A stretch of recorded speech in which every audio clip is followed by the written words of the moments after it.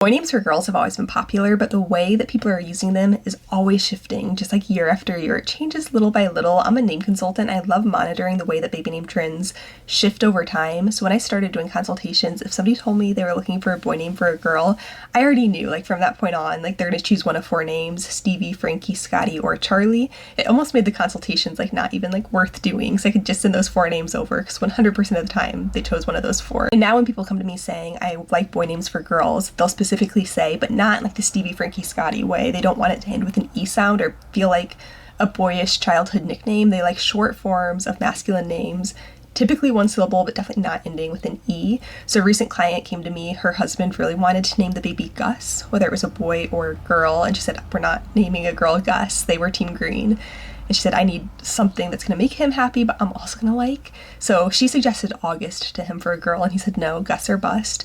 I ended up, in their consultations, one of my top suggestions for them was Wes, W-E-S, and that's what they ended up naming her. She is here and she's healthy, and her name is Wes, which definitely still checks that boy name for a girl box that Dad wanted, but feels a little bit softer than Gus. A very similar situation where they were a house divided. Dad wanted the boy name for a girl, Mom wasn't so sure. They were pregnant with their fourth girl, but Dad had always dreamt about having a little boy and naming that boy after his own father, who had died a long time ago in a very tragic way, and his dad's name was Lee. But a one-syllable first name wasn't going to work for them, so Dad really wanted to name their fourth baby girl Levi, and Mom just didn't like that because the other three girls had very feminine names.